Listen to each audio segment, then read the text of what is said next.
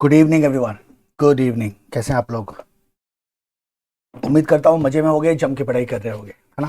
चलिए, आप सबका बहुत बहुत स्वागत है एफएमएसएम के फास्ट ट्रैक के बैच में। बेसिक्स तो जानते ही हो आप। FMSM stands for financial management and strategic management. अच्छा, ये बताने की जरूरत मुझे नहीं है ना। चलिए हम स्टार्ट करेंगे। उससे पहले थोड़ा सा चैट का इशू हो रहा है, तो मुझे व्हाट्सएप कर दो आप, कोई भी बच्चा, कि everything is okay, audio video is okay. ठीक है, आज आपको क्वेरी करने की ज़रूरत नहीं होगी। नेक्स्ट क्लास से मैं अवेलेबल रहूँगा चैट के लिए। आज का लेक्चर बहुत ही इंपॉर्टेंट है क्योंकि इंट्रोडक्टरी लेक्चर है और ये आपका पहला लेक्चर है, तो आप बहुत कुछ बेसिक्स सीखोगे इस लेक्चर में। प्लस जो हमारा प्लान ऑफ एक्शन है आप उसको भी समझोगे। ये एक फास्ट ट्रैक बैच है, this not a regular batch. Strategy बिल्कुल अलग होगी, आपको मेरे साथ थोड़ी मेहनत करनी होगी और उसके बाद आप एग्ज़ाम के लिए निश्चिंत हो सकते हो, है ना। एग्जामिशन कोई नहीं रोक सकता आपका। क्या करना है, बस फॉलो करना है। तो फटाफट मुझे व्हाट्सएप कर दो कोई भी ना, कि ऑडियो वीडियो क्लियर है, ऑडियो वीडियो ओके है। ठीक है, अच्छा ठीक ही होगा, and I hope everything is fine. चलिए, तो सबसे पहली बात,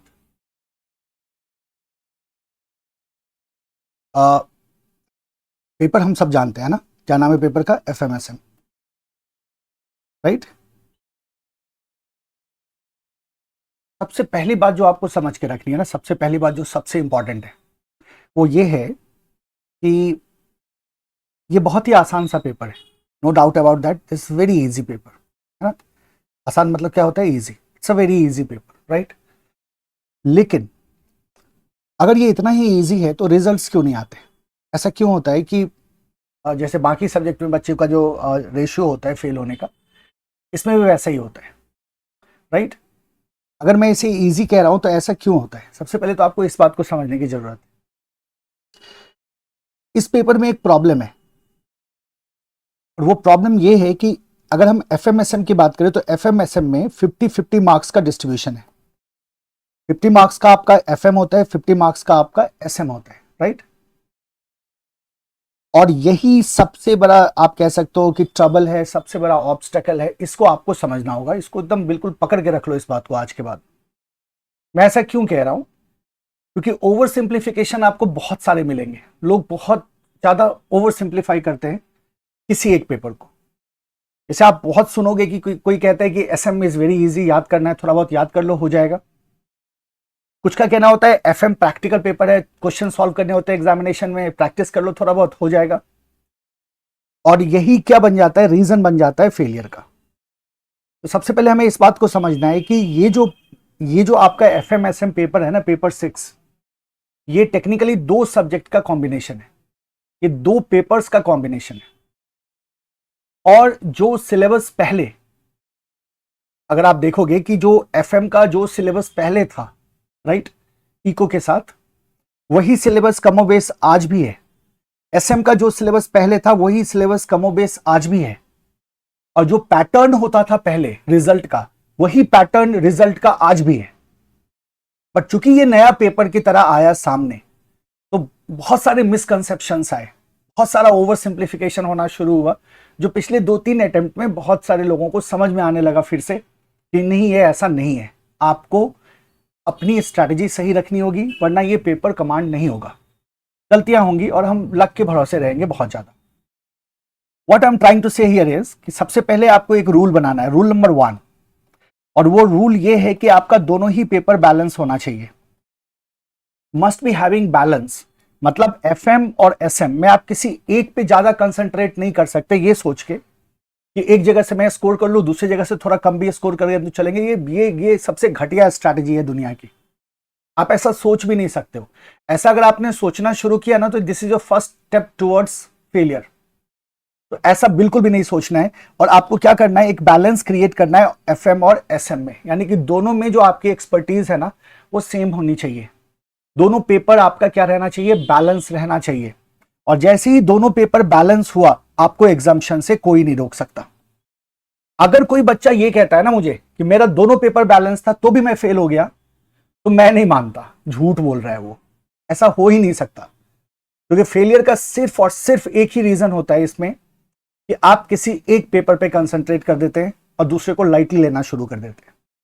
यहां आपके मार्क्स क्या होते हैं, कम आते हैं एग्जामिनेशन में, और फाइनली हम क्लियर नहीं कर पाते। तो पहला पहला क्या रखना है रूल हमें, first rule is balance, right. ये आपके माइंड में रहना चाहिए कि मेरे लिए दोनों ही पेपर इक्वली इंपॉर्टेंट है और दोनों पे हमें क्या करना है, इक्वल कंसंट्रेशन लेके चलना है, ठीक है। आपके पास एक रफ नोट होना चाहिए। अब क्या क्या रिक्वायरमेंट है फटाफट सुन लो। रफ नोटबुक रख लेना अपने पास, एक कुछ कुछ नोटिंग होगी। मैं चाहूंगा जब मैं नोटिंग कर रहा हूं तो आप भी करो, मैं जो भी लिख रहा हूं आप भी लिखो, क्योंकि मैंने बोर्ड पे कुछ भी लिखा ना वो आपके लिए फायदेमंद ही होगा। अब मैं यहां कोई कहानी तो लिखूंगा नहीं किसी फिल्म की, जो भी होगा सब्जेक्ट से रिलेटेड होगा, तो वो आपके फायदेमंद ही होगा। तो आपको निश्चित रूप से क्या करना है, नोट करते रहना है। रफ नोटबुक इसीलिए मैंने वर्ड यूज किया है क्योंकि जाहिर सी बात है एक्सटेंसिव नोटिंग तो होगी नहीं क्लास में, कुछ एग्जाम्पल्स होंगे, कुछ एक्सप्लेनेशन होंगे, कुछ डायग्राम्स बनेंगे, वो आपको क्या करना है अपने रफ नोटबुक में बनाते जाना है। नंबर 1। नंबर 2, बुक की मार्किंग करनी है आपको मेरे साथ। मैं जो स्क्रीन पे यूज करूंगा ना वो बुक का प्रिंट आउट ऑलरेडी, जो बुक है बुक आपको ऑलरेडी मिल चुका है। तो आपको क्या करना है, उस बुक को यूज करना है, या फिर जिन बच्चों को अभी नहीं मिला है ट्रांजिट में है आपको डिलीवर हो जाएगा। तो आपको उस बुक को यूज करना है और बुक पे ही मार्किंग करनी है। और बुक पे जिस तरह से मैं मार्किंग करवाता हुआ चलूं वैसे ही आपको मार्किंग करते हुए चलनी है। क्योंकि हम करने क्या जा रहे हैं कि हम बुक को फिल्टर करने जा रहे हैं कि हमारे बुक में कितने क्वेश्चंस पॉसिबल हैं as far as theory part is concern. और जब हम प्रैक्टिकल करने जाएंगे ना एफएम का, तो हम क्वेश्चंस को मार्क करते हुए चलेंगे और मैं आपको टाइप ऑफ क्वेश्चंस बताऊंगा और मैं ये बताऊंगा कि कौन कौन से क्वेश्चंस पे आधारित क्वेश्चंस के आने की संभावना हमारे एग्जाम में ज्यादा है।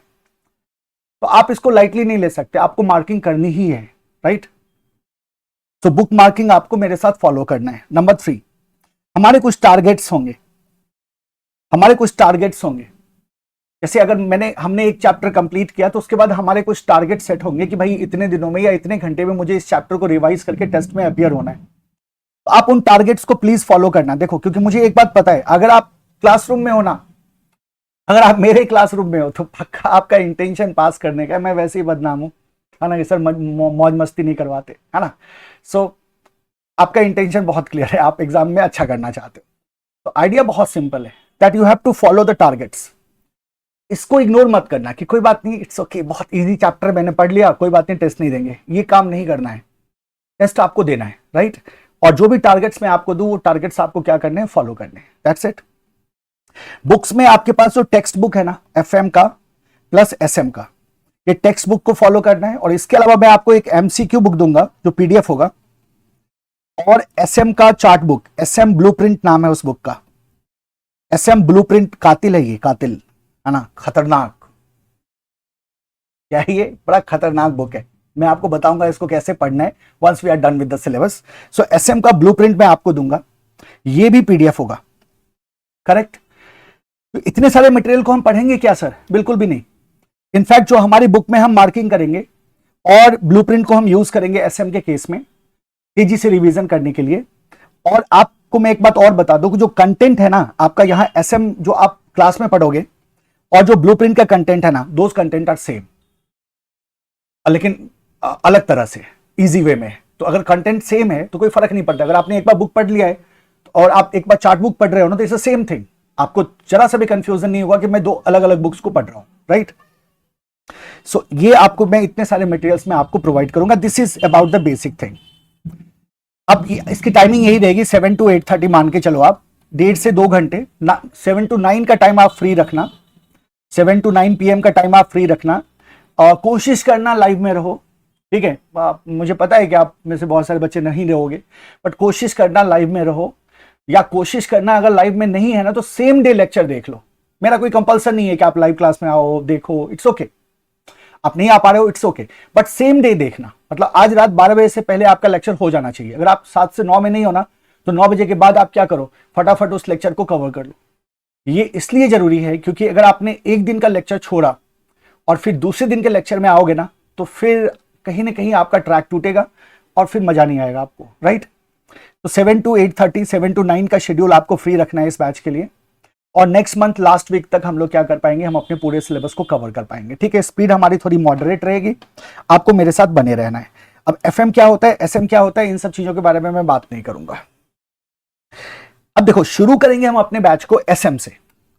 एसएम छोटा सिलेबस है, ठीक है, बहुत सारे क्वेश्चन हमें सॉल्व करने नहीं है, इसमें कोई प्रैक्टिकल तो है नहीं कि हमें बहुत ज्यादा टाइम देने की जरूरत होगी, और हम बहुत तेजी से इसको कवर कर सकते हैं। तो we are going to start with SM.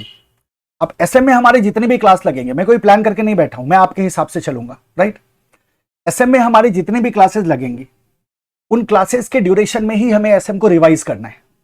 हमें एक बार, आपको एक बार मेरे साथ पढ़ना है, और साथ ही साथ आपको एक बार रिवाइज करना है, और आपको टेस्ट में अपियर होना है। सो इन अ वे हमें ऐसा इंश्योर करना है कि by the time we are done with the SM, हमारा एसएम पूरी तरह से तैयार होना चाहिए और फिंगर टिप पे होना चाहिए, और वो हो जाएगा। कॉन्सेप्ट और कंटेंट की आप चिंता मत करो, वो तो आपके दिमाग में जाना ही जाना है, वो तो मेरी गारंटी है।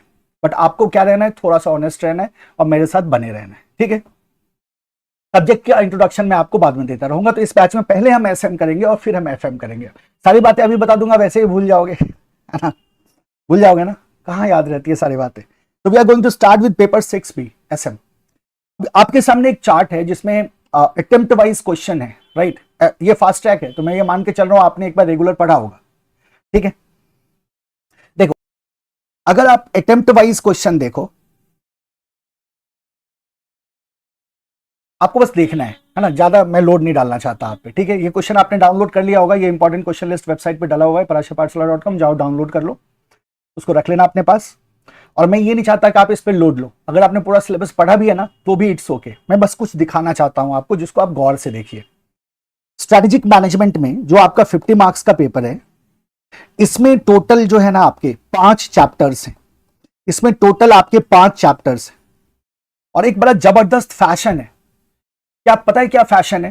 चैप्टर्स को शॉर्टलिस्ट करने का, चैप्टर के सीक्वेंस को ऑल्टर करने का। और जनरली क्या होता है कि आपको सलाह दी जाती है कि ये चैप्टर पहले कर लो, इस चैप्टर को बाद में करना। तो मुझे एक बात बताओ, क्या आईसीआई की जो बोर्ड ऑफ स्टडी है वो क्या मतलब बिल्कुल खाली है क्या उनका? टॉप माला मतलब खोपड़ी नहीं। आपका जो एसएम के जो चैप्टर्स है ना, चैप्टर 1 टू चैप्टर 5, वो परफेक्ट सीक्वेंस में है, उसको ऑल्टर करने की कोई जरूरत ही नहीं है। तो किसी भी तरह का सिलेक्शन आप क्यों नहीं कर सकते हो, बस मैं ये दिखाना चाहता हूं यहां। आपको ना टॉपिक पे फोकस नहीं करना, आपको टॉपिक के बारे में ज्यादा अभी सोचने की जरूरत नहीं है। देखो, अगर आप देखोगे ना, मई 24 है, सितंबर 24 है, जनवरी 25 है, ये 3 अटेम्प्ट का आपको डिस्क्रिप्शन यहां दिख रहा है। तो अगर आप सारे क्वेश्चंस को देखोगे और जब आप उसका समराइजेशन देखोगे, तो देखो आप चैप्टर 1 से मई 24 में 2 क्वेश्चंस आए थे 5+5 मार्क्स के, 10 मार्क्स का। सितंबर में आपको एक क्वेश्चन आया था 5 नंबर का, बट जनवरी में फिर से 10 नंबर का, राइट। सो अगर आप देखोगे ना, तो यू विल फाइंड दैट कि चैप्टर 1 से आपको कंटिन्यूअसली क्या मिल रहा है, 10 नंबर के क्वेश्चंस मिल रहे हैं। चैप्टर 2 से भी आपको 10 नंबर के क्वेश्चंस मिल रहे हैं। चैप्टर 3 से भी आपको 10 नंबर के क्वेश्चंस मिल रहे हैं, 4 से भी 10 नंबर के क्वेश्चंस मिल रहे हैं, 5 से भी 10 नंबर के क्वेश्चंस मिल रहे हैं, एक एक्सेप्शन को छोड़ के, दैट इज 5। इसको छोड़ के, अगर यहां 15 नंबर का क्वेश्चन आया था, इसको छोड़ के बाकी कहीं कोई एक्सेप्शन नहीं है। यानी कि हर एक चैप्टर का जो है ना वो इक्वल वेटेज है। मैं बस यही दिखाना चाह रहा था आपको, दैट्स इट। सर वो टॉपिक दिखा दो ना, उस पर डिस्कशन कर लो ना, बाद में कर लेंगे बालक, यही तो काम है हमारा, यही तो करना है हमें बैच में ना। बट इक्वल वेटेज है, मतलब हम सिलेक्शन नहीं कर सकते, हम ऐसा नहीं कर सकते एक चैप्टर को पढ़ा एक को नहीं पढ़ा, डोंट डू दैट। तो अब एक दिमाग में एक विचार आता है कि सर अगर मान लो मैं 2 चैप्टर को छोड़ दूं और मैं 3 चैप्टर को पकड़ लूं, तो 3 चैप्टर का मतलब हो गया कि 30 मार्क्स, तो 30 मार्क्स तो मेरा परफेक्शन हो जाएगा। अब ये नहीं करना है, बिल्कुल भी नहीं करना है, कुछ भी हो जाए नहीं करना है। क्यों नहीं करना है? कि भाई ये कोई स्ट्रैटेजी थोड़ी होती है कि सिलेबस ही आधा कर लो और आधे नंबर की तैयारी कर लो, नहीं आया तो, ट्विस्ट हुआ तो, एमसीक्यू अगर अदर पार्ट से आ गया तो, बहुत सारे इफ्स हैं। और अगर बैड लक हुआ तो फिर क्या होता है, हमारा मामला उलझ जाता है। तो हमें इससे बचना है। क्या है, हमारा इक्वल वेटेज है हर एक चैप्टर का। हम देख रहे हैं 10-10 मार्क्स के चैप्टर से, हर एक चैप्टर से क्वेश्चंस आते हैं, तो सारे चैप्टर का वेटेज क्या है, इक्वल है। तो हमें इक्वल इंपॉर्टेंस देना है 5 के 5 चैप्टर के एसएम को, ठीक है। So today we are going to start with what, SM. ये रिवीजन वाला पार्ट है, इस पे ध्यान नहीं देना है, आगे बढ़ो। Let's talk about the strategic management, ठीक है। हम स्टार्ट करने जा रहे हैं स्ट्रैटेजिक मैनेजमेंट को। जैसा मैंने बताया आपको, टोटल मार्क्स होता है आपका 50, 15 नंबर का एमसीक्यू होता है। एमसीक्यू और केस स्टडी के लिए क्या कोई स्पेशल स्ट्रैटेजी आप बताओगे? जवाब है नहीं। अब मेरा बच्चा स्पेशल स्ट्रैटेजी अगर ढूंढने लगे ना एमसीक्यू और केस स्टडी के लिए, तो फिर मैंने क्या पढ़ाया, मतलब ही नहीं। आप ऐसा क्यों कह रहे हो सर? बड़ा सिंपल सा इसका रीजन है, ध्यान से सुनना मेरी बात को। जब आप एसएम को पढ़ते हो और आपका कॉन्सेप्ट क्लियर है, जब आपका कॉन्सेप्ट क्लियर है तो कॉन्सेप्ट से ही एमसीक्यू और केस बेस्ड क्वेश्चन सॉल्व होते हैं। अगर मैं आपको 1 लाख एमसीक्यू करवा दूं और 2 लाख केस क्वेश्चन सॉल्व करवा दूं तो भी आपसे एग्जाम में क्वेश्चन सॉल्व नहीं होगा, अगर आपका कॉन्सेप्ट क्लियर नहीं है तो। एमसीक्यू प्रैक्टिस करने का कोई मतलब नहीं है। एमसीक्यू ऐसे एग्जाम में प्रैक्टिस किया जाता है जिस एग्जाम में टाइम बाउंडेशन होता है, कि आपको मान लो 150 एमसीक्यू सॉल्व करना है, लेट्स से 30 मिनट्स में या 1 आवर में, तो 60 मिनट का टाइम है, 150 एमसीक्यू है। तो यहां एमसीक्यू की प्रैक्टिस की जाती है, कितनी तेजी से आप एमसीक्यू को सॉल्व कर पाते हैं। यहां आपको बहुत सारे शॉर्ट ट्रिक्स की जरूरत हो सकती है, but not in CA examination, क्योंकि ये एमसीक्यू बेस्ड एग्जामिनेशन नहीं है। यहां एमसीक्यू और टाइम का कोई रिलेशन नहीं है, यहां कोई टाइम का प्रेशर नहीं है। आपको बड़े लिमिटेड नंबर ऑफ एमसीक्यूज आते हैं and those MCQs are straight from concept. अगर किसी भी बच्चे का कॉन्सेप्ट क्लियर है, वो एमसीक्यू हिट करेगा और सही करके आएगा, बिल्कुल सही करके आएगा, वो केस को भी सॉल्व कर लेगा। एमसीक्यू और केस के प्रैक्टिस से कुछ नहीं होने वाला, उससे किसी का भला नहीं हुआ है आज तक, ट्रस्ट में। सो सबसे पहली बात क्या है कि इस पे हमारा फोकस नहीं होगा, हमारा फोकस होगा कॉन्सेप्ट में। प्लस दूसरी जो सबसे इंपॉर्टेंट है एसएम में खास करके, वो है कंटेंट। आप लिख के क्या आते हो? अगर आपसे कोई पर्टिकुलर क्वेश्चन एग्जाम में पूछा गया और आप उसका मतलब जानते हो कि भाई इसका आंसर क्या होगा, and you are not able to write in an appropriate manner, you won't get marks. So content is equally important, कि हम क्या लिखते हैं, है ना। तो हमारी समझ अच्छी है, हम समझ रहे हैं कॉन्सेप्ट को, और जब हम उसे लिखने जा रहे हैं तो हमारा लैंग्वेज प्रोफेशनल है, हम अच्छी तरह से उसको एक्सप्रेस कर पा रहे हैं। जब मैं कंटेंट की बात करता हूं तो मैं कतई आपसे ये नहीं कह रहा कि आप स्टडी मटेरियल को याद करो, आप स्टडी मैट को रटो, आप स्टडी मैट के लैंग्वेज में ही लिख के आओ, ना ही ऐसा इंस्टीट्यूट कहता है, नहीं मैं आपसे ऐसा कहने जा रहा हूं। अब आप बोलोगे सर बहुत जगह मैंने ये सुना है कि ऐसा कहा जाता है कि स्टडी मैट को याद नहीं करोगे तो बालक ऐसा है कि दर्जनों रैंक होल्डर्स, है ना, सैकड़ों एग्जामिशंस जो बच्चों के आए हैं, वो सबका को मैं एक ही चीज बताता हूं कि आपको स्टडी मटेरियल रटने की जरूरत नहीं है। हाँ, आपका कंटेंट स्ट्रांग होना चाहिए, आपका कंटेंट प्रोफेशनल होना चाहिए, और जैसा इंस्टीट्यूट ने कॉन्सेप्ट दिया है अगर आप उसको वैसा ही समझते हो तो आपका कंटेंट ऑटोमेटिकली सजेस्टेड से मैच कर जाएगा। That is the magic and that you will see, right. तो हमें फोकस करना है कॉन्सेप्ट एंड कंटेंट पे, ठीक है। एमसीक्यू और केस हमारे लिए सेकेंडरी है, इन ड्यू कोर्स वो ऑटोमेटिकली कवर हो जाएगा। स्ट्रेटेजिक मैनेजमेंट में हमारे पास टोटल 5 चैप्टर्स हैं, ठीक है, और ये पांचों के पांचों चैप्टर्स का वेटेज क्या है, इक्वल है। तो हम पहले चैप्टर से स्टार्ट करेंगे और 5वें चैप्टर तक थॉरली कवर करेंगे, from chapter 1 to chapter 5, right. From chapter 1 to chapter 5 को हम क्या करेंगे, कंसिस्टेंट कंटिन्यूअसली कवर करेंगे, कहीं कोई हम शिफ्टिंग नहीं करने जा रहे, ठीक है। अब ये 5 चैप्टर्स क्या है इसके बारे में बात करो थोड़ा सा, देखो ध्यान से सुनना मेरी बात को। What is SM, strategic management है क्या? What is strategic management? अगर मैं आपको बहुत सिंपल तरीके से समझाऊं बालक, तो आप कहते हो कि सर एसएम जो है, SM is nothing but a process. Strategic management क्या है? एक प्रोसेस है, एक क्या है, ये प्रोसेस है। और आपको पता है प्रोसेस क्या होता है? जरा सोचो आप, प्रोसेस क्या होता है? प्रोसेस किसको कहते हैं, है ना। अगर मैं प्रोसेस को डिफाइन करना चाहूं तो प्रोसेस में क्या होता है, तो प्रोसेस को ऐसे डिफाइन किया जाता है, ध्यान से सुनना। प्रोसेस का मतलब होता है सीक्वेंस ऑफ स्टेप्स और टास्क, जिसकी मदद से किसी तरह के इनपुट को हम आउटपुट में कन्वर्ट कर देते हैं, जिसकी मदद से किसी तरह के इनपुट को हम आउटपुट में कन्वर्ट कर देते हैं, इसको प्रोसेस कहते हैं। तो प्रोसेस क्या है? सीक्वेंस ऑफ टास्क है, सीक्वेंस ऑफ स्टेप्स है।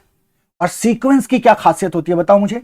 सीक्वेंस का मतलब होता है पहले ये, फिर ये, फिर ये, फिर ये। व्हेन आई से पहले ये, फिर ये, फिर ये, इसका मतलब I am talking about order, yes और नो। तो आप क्या कहते हो? सीक्वेंस का मतलब होता है, सीक्वेंस का मतलब होता है कि भाई क्या क्या स्टेप्स हैं हमारे, और उन स्टेप्स के थ्रू हम इनपुट को आउटपुट में कन्वर्ट करते हैं, that is called as process, and SM is a process. If SM is a process, certainly there is going to be some steps, right? Certainly there is going to be some tasks and some activities. जाहिर सी बात है इसमें हम कुछ task, किसी तरह के steps या कुछ एक्टिविटीज को परफॉर्म करेंगे जिनकी मदद से हम कुछ आउटपुट जनरेट करेंगे, कुछ आउटपुट अचीव करेंगे. और आपको मैं बताऊं क्या आउटपुट आप यहां अचीव करने जा रहे हो. एसएम वो प्रोसेस है जिसमें हम कुछ स्टेप्स, कुछ टास्क, कुछ एक्टिविटीज को परफॉर्म करते हैं ताकि हम अपने कंपनी के ऑब्जेक्टिव्स को अचीव कर सकें, ताकि हम अपने कंपनी के ऑब्जेक्टिव्स को अचीव कर सकें. नए नए टर्म्स आते रहेंगे, मैं एक्सप्लेन करता रहूंगा, ध्यान से सुनते जाओ. अभी हम लोग जा नहीं रहे कंटेंट पे, एक भूमिका है, इतना तो बनता है ना यार, इंट्रोडक्शन देना पड़ेगा, राइट? तो आप क्या कर सके, अचीव कर सके किसको, ऑब्जेक्टिव्स को. So SM is a process which consist of certain steps और certain tasks performed to achieve objectives, ताकि हम अपने कंपनी के ऑब्जेक्टिव्स को अचीव कर सके. Now what is objective? अब हम किस ऑब्जेक्टिव की बात कर रहे हैं? So we are talking about performance target. हम अपने बिजनेस में हम क्या, किस लेवल पे परफॉर्म करना चाहते हैं, हमारा टारगेट क्या है, परफॉर्मेंस टारगेट क्या है. जैसे मान लो मैं कहता हूं कि सेल हमें अचीव करना है 20%, हमें पास्ट ईयर से इस ईयर जो है 20% से सेल बढ़ाना है. तो ये टारगेट हुआ ना, आपके सेल के परफॉर्मेंस का टारगेट हुआ कि आपको 20% से सेल बढ़ाना है. अगर मैं कहूं 30% से बढ़ाना है तो ये थोड़ा हायर टारगेट हुआ. तो यही होता है परफॉर्मेंस टारगेट. तो परफॉर्मेंस टारगेट का मतलब होता है the target to be achieved, and objective is nothing but a performance target. So we have a target, we have to achieve that target, and to achieve that target we perform set of activities, and those set of activities is called as what? Strategic management. अब सवाल आता है sir ये इतना general है, इतना आसान है ना, क्या हम इसको इस तरह से सिंप्लीफाई कर सकते हैं? तो बिल्कुल हम कर सकते हैं, but here we have to be a bit cautious. मैं क्यों कह रहा हूं ऐसा, ध्यान से सुनो. यहां तक तो आ गए हम.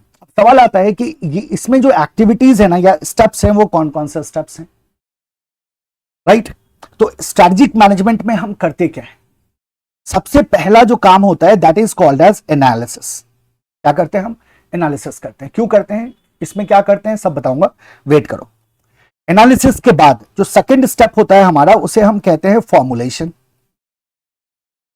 फॉर्मुलेशन के बाद जो थर्ड स्टेप होता है हमारा उसे हम कहते हैं इंप्लीमेंटेशन. और इंप्लीमेंटेशन के बाद जो हमारे पास स्टेप होता है उसे हम कहते हैं इवैल्यूएशन एंड कंट्रोल. इसको हम 4 स्टेप में दिखा सकते हैं, इसको हम 5 स्टेप में दिखा सकते हैं. अलग अलग जगह हम अलग अलग तरह से दिखाएंगे, उसकी चिंता आप मत करो, है ना. मुझे पता है दिमाग में क्या आ रहा होगा, फास्ट ट्रैक ऐसा है तो रेगुलर कैसा होता होगा. ये मुझे हमेशा सुनने को मिलता है ना, कोई नई बात नहीं है, ठीक है. बट निश्चिंत रहे आप, अब क्या रहिए, निश्चिंत रहिए, बस ध्यान से सुनो, समझो. और जैसे मैं क्लास में के बीच में क्वेरी नहीं लूंगा, ठीक है, ताकि हमारा टाइम थोड़ा सेव हो. तो आपको क्या करना है, जो भी डाउट्स आ रहे हैं ना अपने नोटबुक में कोने में लिखते जाओ. वंस क्लास इज ओवर उसका फोटो खींचो, मुझे भेज दो. आपको टाइप भी नहीं करना, सीधा व्हाट्सएप कर दो और मैं आपका डाउट इमीडिएटली रिजॉल्व कर दूंगा. Just after class send me all your doubts. कहीं भी कोई भी दिक्कत है फटाक से भेज दो, है ना, ताकि कॉन्सेप्ट में कहीं कोई पंगा ना रहे. तो बताओ पहला स्टेप क्या हो गया, एनालिसिस. दूसरा क्या हो गया, फॉर्मुलेशन. तीसरा क्या हो गया, इंप्लीमेंटेशन. चौथा क्या हो गया, इवैल्यूएशन एंड कंट्रोल. क्यों कर रहे हैं? तो हमने कहा sir to achieve objective. SM is a process of, अब आप अपना डेफिनेशन बनाओ. SM is a process of analysis, formulation, implementation and control to achieve the objective of the enterprise. ठीक है, to achieve the objective of the enterprise. ये हमारा क्या बन जाएगा, एसएम का डेफिनेशन बन जाएगा. करेक्ट. नाउ सी दिस, जब हम स्ट्रेटेजिक मैनेजमेंट की बात करते हैं और जब हम general business studies, business management की बात करते हैं, तो दोनों में बहुत फर्क है. और इस बात को हमें समझना होगा कि स्ट्रेटेजिक मैनेजमेंट बाकी मैनेजमेंट डिसिप्लिन से किस तरह से अलग है. तो यहां मैं आपको ये टर्म लेके आ रहा हूं, स्ट्रेटेजिक मैनेजमेंट. अब मैं आपको एक रूल बता रहा हूं जिसको ध्यान से सुनो. देखो, मैनेजमेंट के बारे में मैं ज्यादा बात यहां नहीं करूंगा, अभी हमें पहला टॉपिक यही पढ़ना है चैप्टर 1 में, ज्यादा बात नहीं करूंगा. बट हाँ, एक चीज मैं आपको रिमाइंड करा दूं जो बचपन से पढ़ते आ रहा हूं, doing right things in right manner.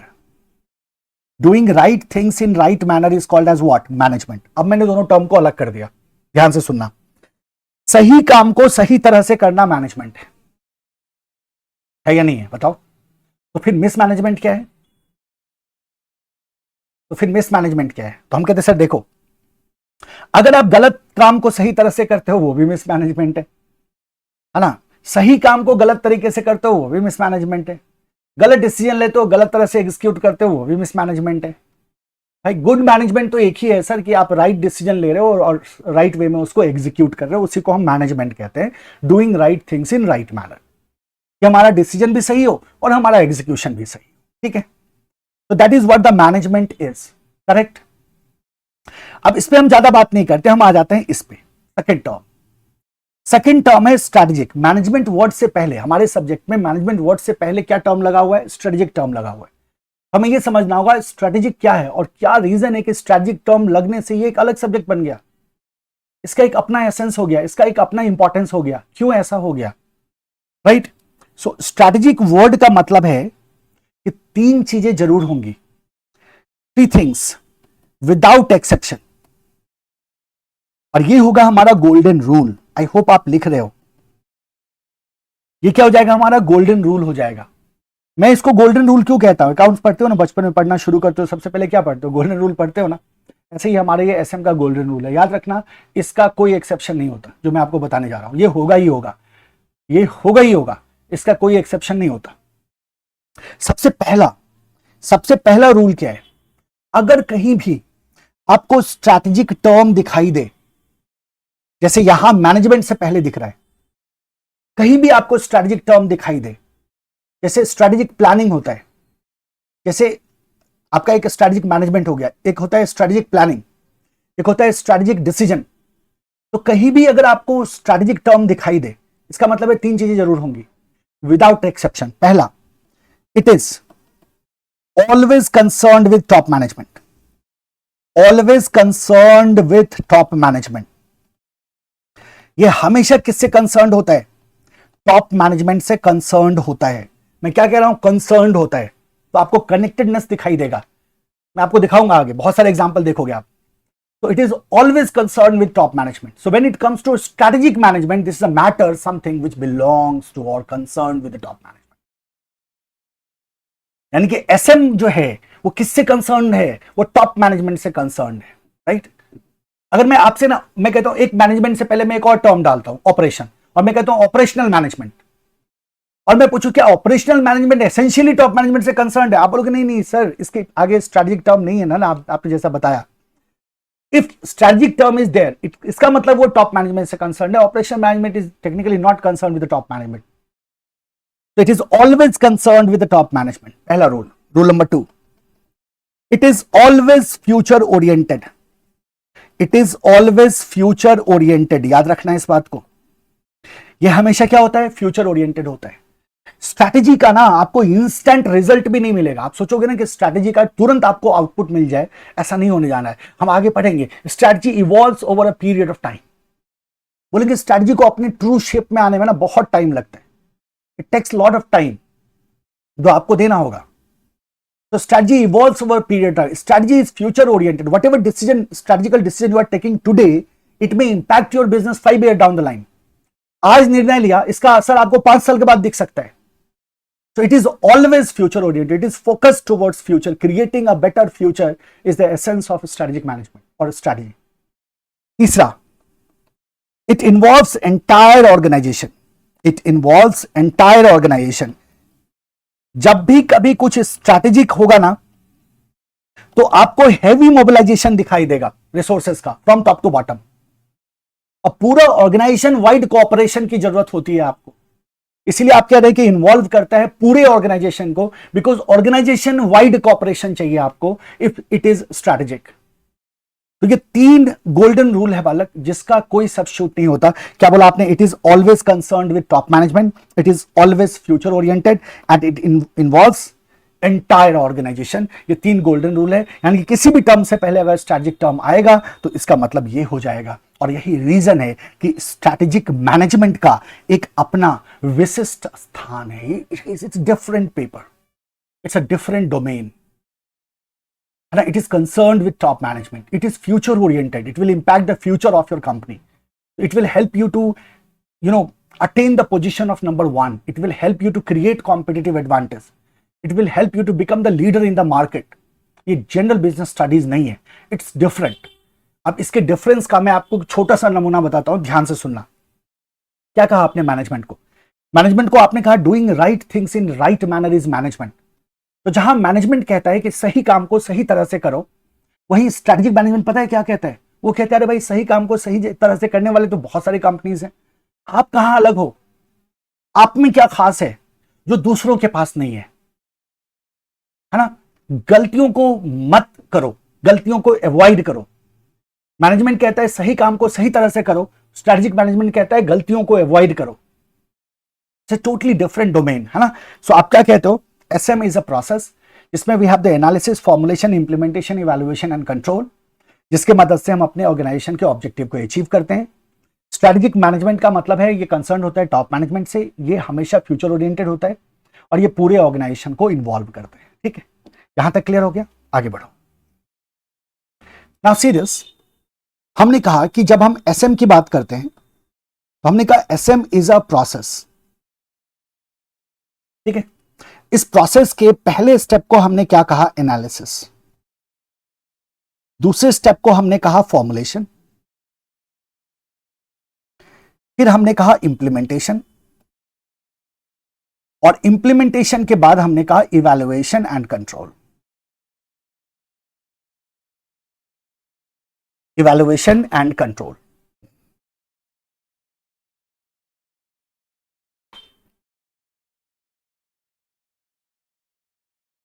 All okay? ठीक है, इवैल्यूएशन एंड कंट्रोल, तो ये हमारा क्या है? ये एसएम का प्रोसेस, ये स्टेप्स है। अब जरा ध्यान दो कि क्या क्या चीजें हैं ये, इनका क्या मतलब है। सबसे पहला स्टेप है हमारे पास एनालिसिस। एनालिसिस के बाद है फॉर्मुलेशन। फॉर्मुलेशन का मतलब होता है फॉर्मुलेट करना। ध्यान देना, क्या करना?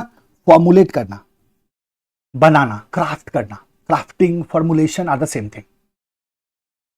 तो जब फॉर्मुलेट करने की बात आती है तो हम क्या फॉर्मुलेट करते हैं? जैसा मैंने आपको कहा कि strategic management is future oriented, it prepare your organisation for the future. तो जब आप अपनी कंपनी को देखते हो ना, आज यहां ये आपका करंट पोजीशन है, तो आप ये देखते हैं कि भविष्य में हम कहां पहुंचना चाहते हैं या हम अपने कंपनी को किस पोजीशन पे लेके जाना चाहते हैं। तो ये जो आपका फ्यूचर पोजीशन है ना, फ्यूचर पोजीशन है ना, जिसके बारे में आप सोच रहे हो ना, इसको कहते हैं vision. This is your vision. आज अगर आपने कंपनी स्टैब्लिश करी तो जाहिर सी बात है किसी विजन के साथ करिए। आप फ्यूचर में अपनी कंपनी को कैसा बनाना चाहते हो, क्या बनना चाहते हो, right? So that is your vision. तो आपको क्या करना होता है? When you are doing your business, you have to formulate your vision. आपको अपने विजन को फॉर्मुलेट करना होगा, क्योंकि अगर विजन नहीं है आपके पास तो आपका कोई डायरेक्शन नहीं होगा। विजन क्या करता है? एक डिफाइंड कर देता है कि हाँ, हमें इसी पाथ पे आगे बढ़ना है। जैसे आपने कहा कि I want to become the biggest company in India, तो अब आपको पता है बिगेस्ट कंपनी बनने के लिए आपका सेल्स वॉल्यूम हाई होना चाहिए। तो you know your path now. आपका पूरा फोकस किस पे होगा? सेल्स पे होगा। आप कहते हो कि I want to become the most profitable company in India, तो अगर आप मोस्ट प्रॉफिटेबल कंपनी बनना चाहते हो तो जाहिर सी बात है आपको आपका पाथ डिसाइड हो गया, आपका मार्जिन पे आपका ध्यान होगा कि मेरा प्रॉफिट मार्जिन ज्यादा होना चाहिए। सेल कम हो चलेगा बट मार्जिन ज्यादा होना चाहिए, तभी तो प्रॉफिटेबल बनेंगे। So vision gives you direction. जब आप फॉर्मुलेशन में जाते हो ना, तो आप क्या करते हो? अपने विजन को फॉर्मुलेट करते हो, और विजन के साथ साथ विजन को कैसे अचीव करें, for that purpose we have something called as mission. हम अपने विजन एंड मिशन को फॉर्मुलेट करते हैं। अब ये जो विजन है ना, ये बड़ा लंबे टाइम का विजन होगा, जाहिर सी बात है। तो अब लंबे टाइम का विजन होगा तो अब ऐसा तो नहीं है, मान लो आपके लाइफ का कुछ विजन है, तो आप उस लाइफ के विजन को क्या आज से 50 साल के बाद जाके इवैल्यूएट करोगे कि मैंने अचीव किया या नहीं किया? तो आप बोलोगे नहीं सर, ऐसे थोड़ी होता है। उस विजन तक पहुंचने के लिए मेरे छोटे छोटे मैंने अपने गोल्स बनाने होंगे मुझे। जैसे मुझे पहले सीए करना है, सीए करने के बाद मुझे क्या करना है, उसके बाद मुझे क्या करना है, मेरे गोल्स होंगे लाइफ के, तभी मैं उस विजन तक पहुंच सकता हूं। सो इसी विजन एंड मिशन से हम क्या करते हैं? डिराइव करते हैं गोल्स को। सो फॉर्मुलेशन की जब हम बात करते हैं ना, तो हम विजन एंड मिशन को फॉर्मुलेट करते हैं, और इसी विजन एंड मिशन से हम गोल्स एंड ऑब्जेक्टिव्स को डिराइव करते हैं। ठीक है, तो हमने क्या फॉर्मुलेट किया? गोल्स एंड ऑब्जेक्टिव्स को फॉर्मुलेट कर लिया। अब सवाल आता है कि इस ऑब्जेक्टिव को अचीव कैसे किया जाए। इस ऑब्जेक्टिव को अचीव करने के लिए we need to formulate strategy. तो फिर क्या आता है, हमारा फॉर्मुलेशन ऑफ स्ट्रैटेजी आता है। हमने क्या किया, स्ट्रैटेजी को फॉर्मुलेट किया। इसका अपना एक प्रोसेस होगा जो मैं आपको आगे बताऊंगा। हमने क्या किया, स्ट्रैटेजी फॉर्मुलेट किया। किसको अचीव करने के लिए, इस ऑब्जेक्टिव को अचीव करने के लिए। अब मुझे एक बात बताओ, ये ऑब्जेक्टिव आया कहां से, ये गोल्स एंड ऑब्जेक्टिव कहां से आया? तो आप बोलोगे सर विजन एंड मिशन से। तो अगर मैंने स्ट्रैटेजी से इस ऑब्जेक्टिव को अचीव कर लिया तो अल्टीमेटली क्या अचीव हो जाएगा, विजन एंड मिशन अचीव हो जाएगा। तो हमने फॉर्मुलेट किया विजन एंड मिशन को, गोल्स एंड ऑब्जेक्टिव्स को, then we formulated our strategy. Now once we have formulated our strategy, then there comes कि हम उसको क्या करें, एग्जीक्यूट करें। देखो ऐसा कहा जाता है कि अगर आपको प्लानिंग अप्लाई नहीं करना है ना, तो बेटर है कि आप प्लानिंग मत करो, क्योंकि जो आपका प्लानिंग करने में जो टाइम दिया ना आपने, वो टाइम भी बेकार हो गया। तो इससे अच्छा प्लानिंग ही मत करो, है ना। जैसे कहते हैं ना कि मेरे को स्टडी शेड्यूल बनाना है। अब एक बच्चा है, बड़ा मेहनत से स्टडी शेड्यूल बनाता है, 5 दिन 6 दिन 7 दिन लगा के, है ना, अलग अलग टीचर्स की वीडियो देख के, है ना, स्टडी शेड्यूल बना लेता है, राइट। और फिर उसके बाद कभी भी उस स्टडी शेड्यूल को फॉलो ही नहीं करता है। तो मुझे बताओ, उसने जो 1 हफ्ता लगाया था ना स्टडी शेड्यूल बनाने में, वो 1 हफ्ता भी उसका क्या हो गया, बेकार हो गया। क्या सुनो, तो क्या उसको स्टडी शेड्यूल बनाना चाहिए था? नहीं। अगर आप एग्जीक्यूट नहीं करने जा रहे हो ना, तो दोस्त प्लानिंग मत करो, कोई फायदा नहीं है उसका। प्लानिंग में जो आपका टाइम जा रहा है ना, आपके रिसोर्सेज जा रहे हैं ना, वो भी बेकार हो जाएंगे, राइट। सो अगर हमने प्लान किया है, अगर हमने फॉर्मुलेट किया है, तो यानी कि हम इसको एग्जीक्यूट करेंगे। और एग्जीक्यूशन को कहते हैं हम इंप्लीमेंटेशन। मतलब जो स्ट्रैटेजी हमने यहां बनाया ना, उसको एक्शन देते हैं, तो कहते हैं पुटिंग स्ट्रैटेजी इनटू एक्शन। क्या बोलेंगे, पुटिंग स्ट्रैटेजी इनटू एक्शन। देखो छोटे छोटे स्टेटमेंट में बना रहा हूं, इसको ध्यान से पढ़ोगे ना तो ये याद रहेगा, और जब ये याद रहेगा ना तो आंसर लिखते वक्त ऑटोमेटिकली आपका आंसर अच्छा होता चला जाएगा। क्या बोलोगे, putting strategy into action is basically implementation. Implementation का मतलब होता है क्या करना, एग्जीक्यूट करना, एग्जीक्यूशन होता है ये। तो ये वाला जो पार्ट है ना, यहां फॉर्मुलेशन था, तो ये वाला पार्ट क्या हो गया, एग्जीक्यूशन हो गया। अब हम एग्जीक्यूट कर रहे हैं उसको। जब हमने एग्जीक्यूट करना शुरू किया, तो एक बात बताओ कि दुनिया स्थिर है या अस्थिर है? इज इट स्टेबल और अनस्टेबल? अब क्या बोलोगे सर, अनस्टेबल है, चीजें बदलती है। चीजें क्या होती हैं, बदलती हैं। तो क्या बदलते माहौल में, बदलते एनवायरमेंट में हमारा बदलना जरूरी है? एनवायरमेंट किसको कहते हैं, सराउंडिंग्स को। तो बिजनेस का भी एक सराउंडिंग्स होता है जो लगातार बदलता रहता है। तो क्या क्या चेंजिंग एनवायरमेंट में, चेंजिंग सराउंडिंग्स में बिजनेस को भी चेंज होना चाहिए? पहला सवाल मेरा। दूसरा सवाल कि जो हमने फॉर्मुलेट किया, जो भी हमने डिसाइड किया, विजन, मिशन, ऑब्जेक्टिव, स्ट्रैटेजी, क्या ये हमेशा के लिए वैलिड है? क्या ऐसा हो सकता है तब जबकि एनवायरमेंट लगातार चेंज हो रहा है? तो हम बोलेंगे नहीं, जो कैलकुलेशन आप आज कर रहे हो ना, ये हमेशा के लिए वैलिड नहीं होता। तो जैसे जैसे जैसे टाइम आगे बढ़ेगा ना, जैसे हम कहते हैं सर पहले किसने सोचा था चैट जीपीटी आएगा, मशीन लर्निंग आएगा? तो एआई और मशीन लर्निंग सिर्फ किताबी बातें थी, उसका इंप्लीमेंटेशन तो कहीं था ही नहीं। लेकिन आज के डेट में आर्टिफिशियल इंटेलिजेंस और मशीन लर्निंग ने क्या किया है, रिवोल्यूशनाइज कर दिया है ऑलमोस्ट सारी इंडस्ट्री को। हर एक कंपनी को क्या करना हो रहा है, एआई और एमएल पे मूव करना पड़ रहा है। सो व्हाई दैट इज, अगर वो नहीं करेंगे तो क्या हो जाएंगे, आउटडेटेड हो जाएंगे। हम बोलेंगे जो आज हम डिसाइड कर रहे हैं ना, ये हमेशा ऐसा नहीं रहता, सिचुएशंस बदलती हैं। तो हमें क्या करते रहना होता है कि जो ऑब्जेक्टिव हमने सेट किया, हम देखते रहते हैं कि क्या वो ऑब्जेक्टिव हमने अचीव किया। जो स्ट्रैटेजी हमने बनाया, हम देखते रहते हैं कि क्या ये स्ट्रैटेजी वैलिड है। जो एनवायरमेंटल कंडीशंस थे तब जब हमने स्ट्रैटेजी बनाया था, तो हम चेक करते रहते हैं कि क्या वो एनवायरमेंटल कंडीशंस सेम हैं। इसको हम कहते हैं इवैल्यूएशन। हम कंटिन्यूअसली क्या करते रहते हैं, इवैल्यूएट करते रहते हैं अपने अचीवमेंट्स को, अपने ऑब्जेक्टिव्स को। और इवैल्यूएशन के बाद हमें जरूरत पड़ी तो हम क्या कर देते हैं, कंट्रोल एक्सरसाइज कर देते हैं, राइट। तो आप क्या बोलोगे, करेक्टिव एडजस्टमेंट्स। मैं एक चीज को बस यहां ले रहा हूं, करेक्टिव एडजस्टमेंट्स व्हेन नीडेड। क्या बोलोगे, करेक्टिव एडजस्टमेंट्स व्हेन नीडेड। अगर जरूरत हुई तो हम क्या कर देते हैं, करेक्टिव एडजस्टमेंट्स। करेक्टिव एडजस्टमेंट्स मतलब करेक्शन कर देते हैं। करेक्शन करने का मतलब, करेक्शन करने की जरूरत क्यों हो रही है, क्योंकि इसका मतलब हम लोग अपने ट्रैक से डिरेल हो चुके हैं। हम करेक्शन करते हैं कि वापस हम कहां आ जाए, ट्रैक पे आ जाए। तो देखो ये फॉर्मुलेशन, ये इंप्लीमेंटेशन, ये इवैल्यूएशन एंड कंट्रोल, ठीक है। अब जरा देखो, ये आपके 3 स्टेप हो गए। जब आपने फॉर्मुलेशन किया ना, तो आपने अपना विजन एंड मिशन बनाया, आपने गोल्स ऑब्जेक्टिव सेट किया, आपने स्ट्रेटजीज बनाए। आपको पता है ये आपने कैसे बनाया? ये आपने कैसे बनाया? बताओ मुझे, ये आपने कैसे बनाया? सोचो जरा। क्या आपके कंपनी का जो सीईओ है, सीईओ के ओपिनियन को आपने कंसीडर किया होगा? जवाब दो यस या नो में। क्या सीईओ के ओपिनियन को आपने कंसीडर किया होगा?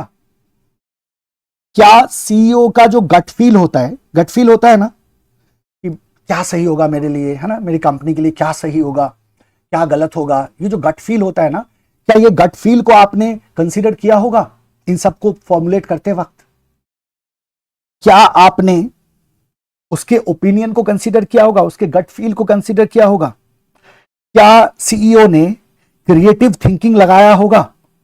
एकदम क्रिएटिवली सोचना कि क्या कर सकते हैं, क्रिएटिवली ऐसा सोचना, ऐसा ऐसा बुद्धि लगाया होगा उसने? और अगर लगाया होगा तो क्या आपने इसको कंसीडर करके ये बनाया होगा? हाँ, तो जवाब क्या है? नहीं, नो। हम कहते हैं सर मेरी बात ध्यान से सुनो, आपको मजाक लग रहा है क्या? क्या मतलब, क्यों गुस्सा हो रहे हो भाई? आपको सर मतलब ये बताओ, आपको पता है, एक बात सर, छोटी सी बात बताओ, मैंने पूछा क्या बताओ, आप बोलोगे कि सर एक छोटी सी स्ट्रैटेजी ना किसी कंपनी को बंद कराने के लिए काफी होती है। A single failure of strategy, single strategical failure में bankrupt a company.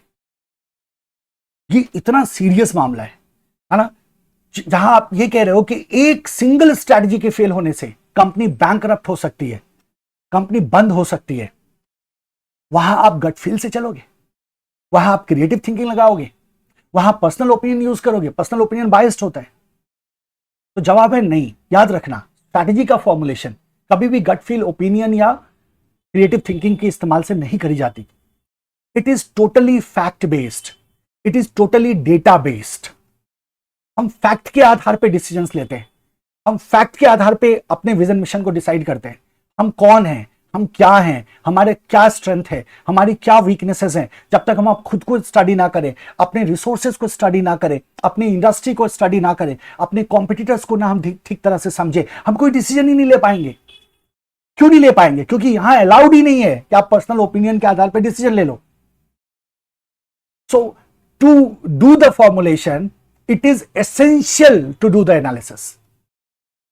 Analysis of what? तो आप कहते हो एनालिसिस ऑफ बिजनेस एनवायरमेंट। तो बिजनेस एंड बिजनेस के एनवायरमेंट को हमें पहले एनालाइज करना होगा। उस एनालिसिस से we get lot of data and facts, और उन डेटा एंड फैक्ट्स पे आधारित होकर हम अपना फॉर्मुलेशन करते हैं। तब हमारा फॉर्मुलेशन सही होता है, उसमें गलतियां नहीं होती या गलतियां होने के चांसेस कम हो जाते हैं। That is why the first step is the analysis here. तो हमने क्या करना है? एनालाइज करना है। किसको? तो आपने कहा सर बिजनेस एनवायरनमेंट को। सो बिजनेस एनवायरनमेंट का मतलब होता है, एनवायरनमेंट का मतलब होता है सराउंडिंग्स ऑफ बिजनेस। बिजनेस के सराउंडिंग्स में क्या क्या चीजें, कस्टमर है, कॉम्पिटिटर है, गवर्नमेंट है, इकोनॉमिकल सिचुएशन है जिस कंट्री में हम ऑपरेट कर रहे हैं, लॉ एंड ऑर्डर सिचुएशन है उस कंट्री का, एंड सो ऑन। अभी आगे सीखोगे डिटेल में। सो बिजनेस एनवायरनमेंट को हमें क्या करना होगा? एनालाइज करना होगा। बिजनेस एनवायरनमेंट को हम दो पार्ट में बांटते हैं, एक होता है इंटरनल एनवायरनमेंट, एक होता है एक्सटर्नल एनवायरनमेंट। INT मतलब इंटरनल, EXT मतलब एक्सटर्नल। जब हम इंटरनल को एनालाइज करते हैं ना, तो हम अपने बिजनेस को एनालाइज करते हैं। तो यहां हमें मिलता है दो फैक्टर, स्ट्रेंथ एंड वीकनेस। और जब एक्सटर्नल को एनालाइज करते हैं तो यहां हमें मिलता है दो फैक्टर्स, अपॉर्चुनिटी एंड थ्रेट। और इस SWOT पे आधारित होकर हम क्या करते हैं? अपने फॉर्मुलेशन को परफॉर्म करते हैं। तो strategies are formulated based on what? SWOT। SWOT के आधार पे ही स्ट्रेटजी को फॉर्मुलेट किया जाता है। और अब आप इवैल्यूएशन एंड कंट्रोल के एसेंस को समझो। हमने अपने बिजनेस को, एनवायरनमेंट को स्टडी किया, SWOT को समझा, स्ट्रेटजी बनाया।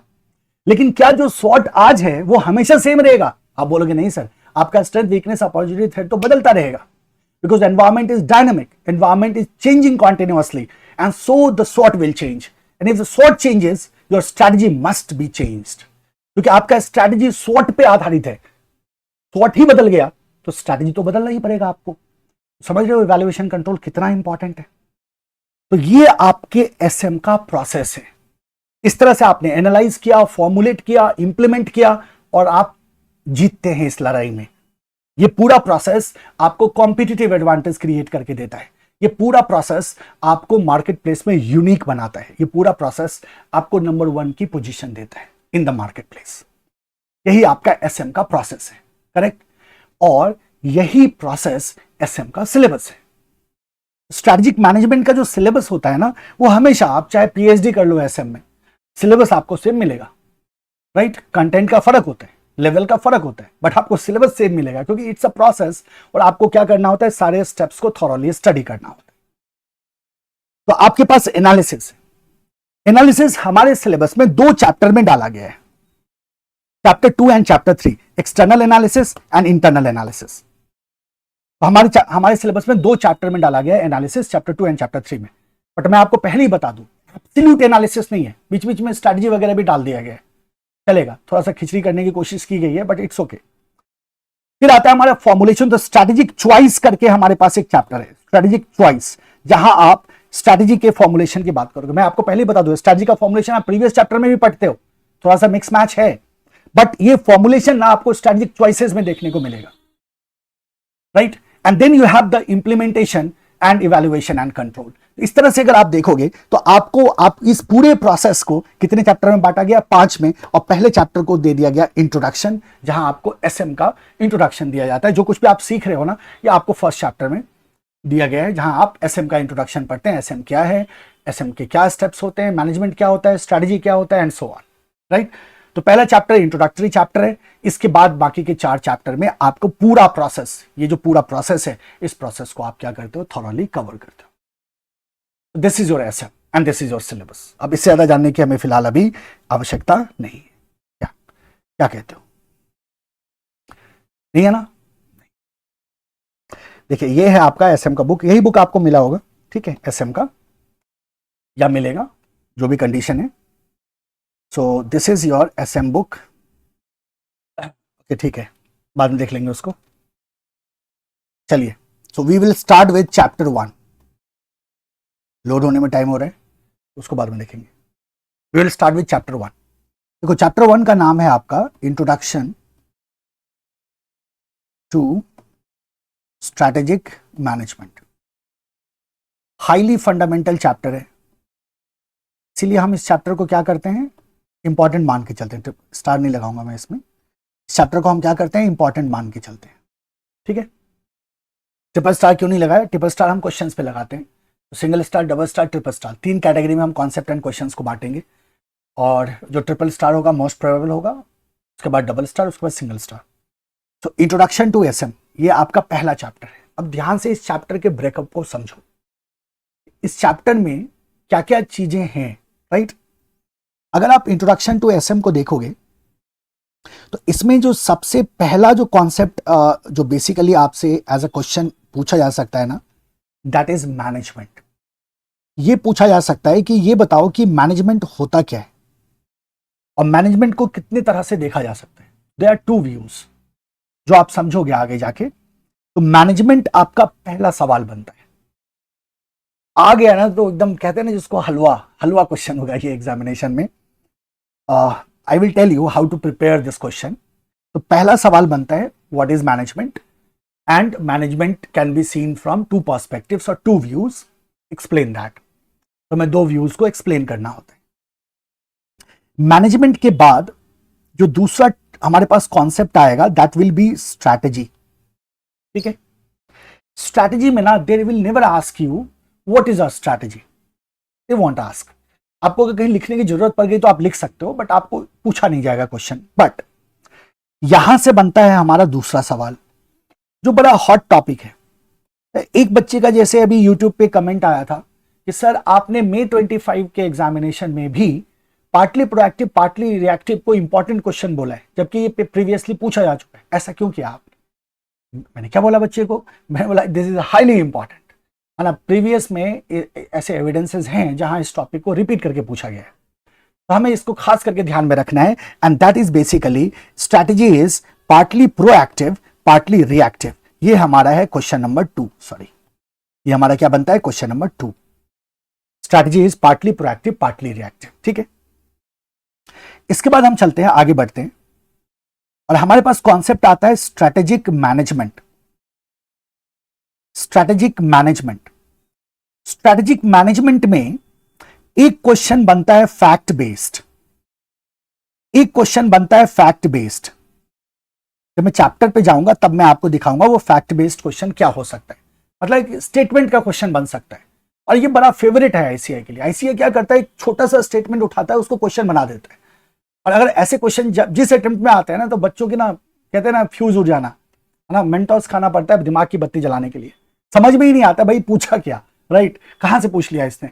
और फिर हम कुछ भी लिख के आते हैं। ऐसे में पता है सबसे मजेदार बात क्या है, कोई बच्चा क्वेश्चन छोड़ के नहीं आता, सब सब कुछ लिख के आता है, बस ये नहीं पता होता है कि लिखा क्या है। लिख देना है बस, हमें ये नहीं करना। हमें पता होना चाहिए जो हम लिख रहे हैं ना, क्या लिख रहे हैं, क्वेश्चन क्या है और मेरा आंसर क्या है। इसमें एक समन्वय होना चाहिए, एक बैलेंस होना चाहिए। एक फैक्ट बेस्ड क्वेश्चन बनेगा यहां। उसके बाद दो क्वेश्चंस बनते हैं। एक बनता है importance of SM, importance of SM, और एक बनता है limitations of SM. Importance of SM and limitations of SM, ये दोनों बड़े जनरल क्वेश्चन है। ये अक्सर आते रहते हैं एग्जाम, ऑल्टरनेटिवली आता है। ये दोनों लगातार आपको एग्जामिनेशन में पूछे जाते हैं, बड़े जनरल क्वेश्चन है। स्ट्रेटेजिक मैनेजमेंट के बाद, ठीक है, आप आगे बढ़ोगे, then you will get the concept of strategic intent. कौन सा कॉन्सेप्ट मैं दूंगा आपको, स्ट्रेटेजिक इंटेंट का। स्ट्रेटेजिक इंटेंट से एक क्वेश्चन हमें तैयार करना है सिर्फ, question number 6, that is components.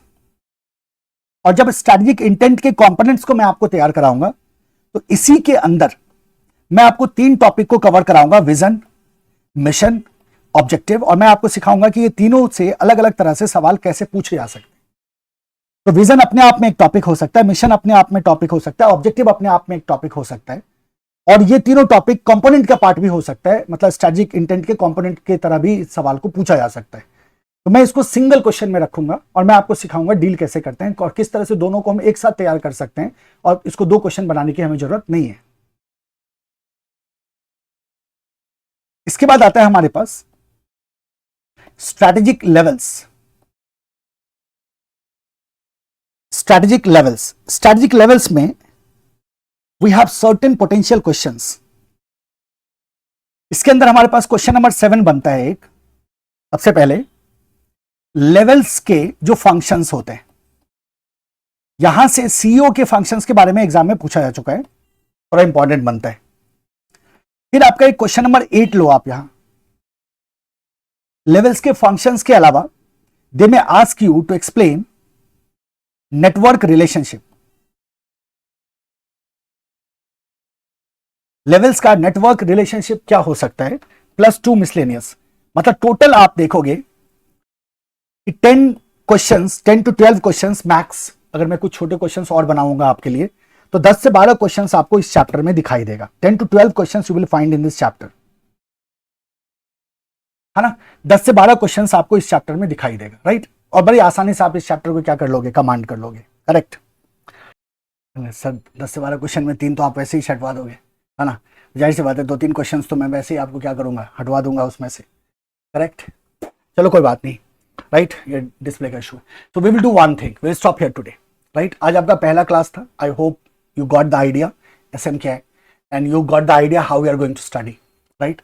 सो अगली क्लास से बुक तैयार रखिएगा। Tomorrow we will have our session. तो आज अगर हमने थोड़ा पहले छोड़ा है तो हम कल उसको कंपनसेट करेंगे। ये चलता रहेगा बालक, ध्यान रखना।